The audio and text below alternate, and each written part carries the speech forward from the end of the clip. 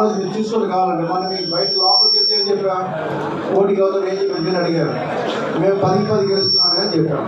ఇది కూడా 150 ఓట్లు మెజార్టీతో గెలుస్తాం. 150 ఓట్లు మెజార్టీతో గెలుస్తాం. ఎలక్షన్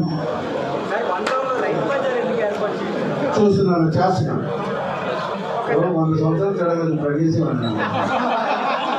ఖచ్చితంగా 100% చేస్తున్నాం. 100% చేస్తున్నాం. వన్ టౌన్లో ఏవైతే సమస్యలు ఉన్నాయో 50 సంవత్సరాల నుంచి చేయని ప్రతి సమస్యని ఈ 5 సంవత్సరాల్లో నేను కంప్లీట్ చేస్తాను. సొల్యూషన్కి ఆల్రెడీ పోర్టు వాతావరణం ప్రణాళిక సిద్ధం చేశారు. ఒక అద్భుతమైనటువంటి ప్రణాళిక పోర్టు చైర్మన్గా చేశారు. ఆయనకి నేను ప్రత్యేకమైన ధన్యవాదాలు. ప్రజలు డైరెక్ట్గా సీ దగ్గరికి సీ లోపలికి వెళ్ళే విధంగా ఒక పార్క్ తయారు చేసి వెంకటేశ్వర చుట్టూ మంచి చైర్మన్ ఎలా ఉంటుందో, ఒక మంచి వ్యక్తి పరిపాలిస్తే ఎలా ఉంటుందో అనడానికి పోర్టు చైర్మన్ గారు ఉన్న పోర్టు చైర్మన్ ప్రదర్శనం ఒక అద్భుతంగా ఆయన ఒక ఏవి కూడా చూపించడం జరిగింది.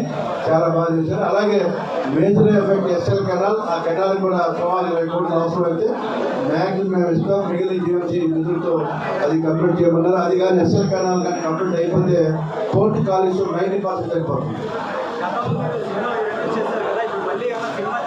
సినిమాగా ఇప్పుడు ముందు రాజకీయ సినిమా చూసుకున్న తర్వాత ఆ సినిమా చూసుకున్నాడు అన్న